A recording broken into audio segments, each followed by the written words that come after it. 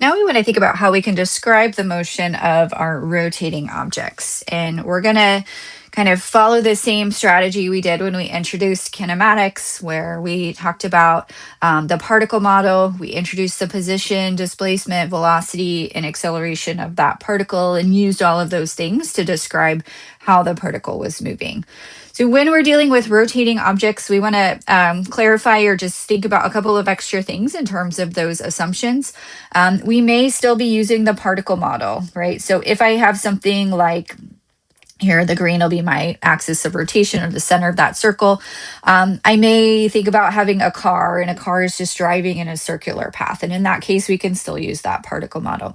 But we may also have an object, like a bigger object, like we did in the previous example, where I have a helicopter blade and it's rotating still about that central point.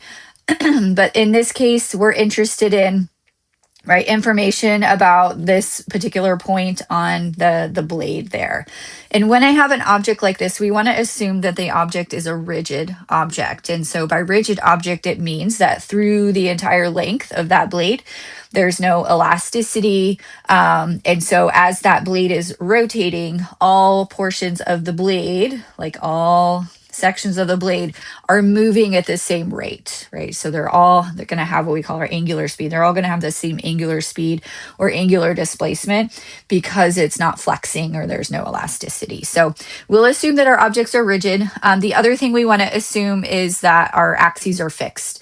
And that just means that our axes are not rotating in 3D space or bending or anything like that. And actually, most of our situations, our objects will be moving in the XY plane or rotating in the XY plane, which means they are rotating about the Z axis, right? In this example here, the Z axis is coming in or out of the screen or the paper.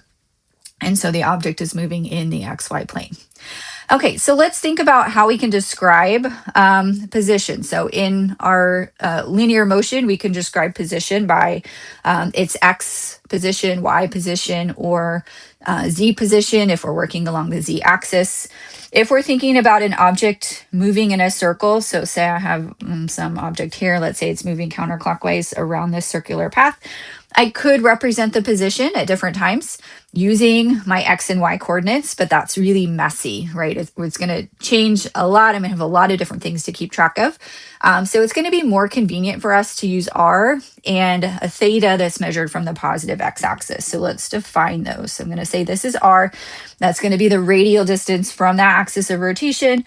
And then I'm going to have some angle here, theta. Again, we like to measure that from the positive X axis counterclockwise is positive. Now, whenever we're doing those angle measurements, so we have a number of ways we can keep track of angles. So we have degrees, we have revolutions, and we have radians. And you will see problems where we have all of these, right? The previous example had revolutions per minute. So these are all options that you may come across. We a lot of times are going to focus on the radian. So the radian oftentimes is going to be the most useful for us. So I want to do a quick refresher on how we use radians and what radians are. So in the picture that we have here, I'm going to also define this. So this S, this is going to be our arc length. And we can define a radian, right? So my angle in radians is going to equal that arc length over my radius. So this is how we can define an angle in terms of radians. So one thing I want to point out or mention is that I have this unit in here in parentheses. So if we look at the right-hand side, I can measure that arc length, and so that's a distance. So that unit could be meters. My R is a distance. That unit could be meters. So if I do that, actually, the right-hand side of this is unitless. So radian is kind of a unique unit. So it's actually unitless, right? It's defined by that ratio of the arc length to the radius. So the unit radian sometimes will be provided and sometimes is not provided, but you will have to infer that your unit is in radians.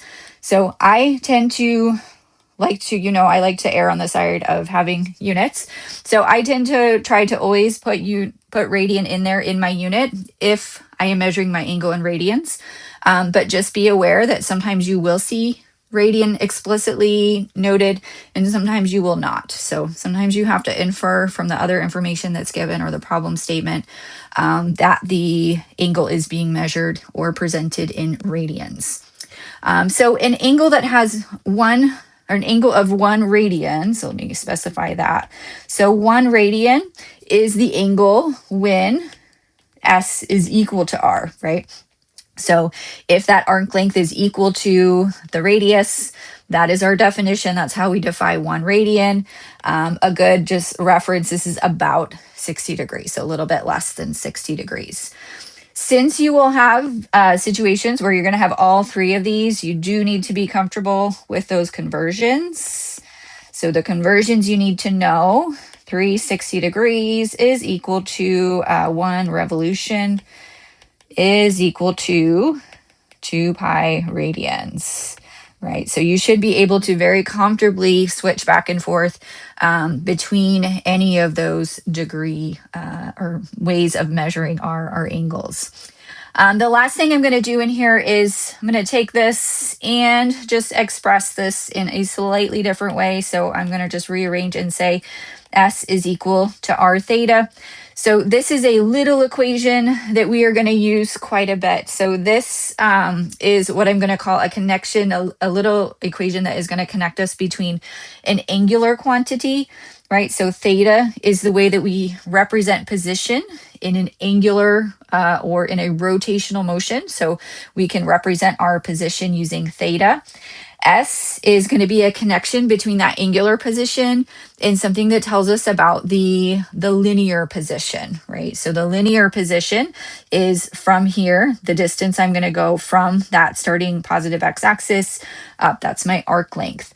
So this is a little connecting equation that's connecting an angular quantity and a linear quantity, and those two things are connected through that radial distance, r, distance from the axis of rotation to our point of interest. So it is important to note that this equation is only valid if theta is in radians. Okay, so it's going to be important, kind of going back to this idea that we have all these different types of units. If I am connecting an angular quantity to a linear quantity through an equation like this, theta must be in radians, right? And again, that goes back to this idea of the units here. So these are meters and meters. I should not have an extra degree somewhere over here. So if I'm using this little equation, it is important that theta is measured in radians.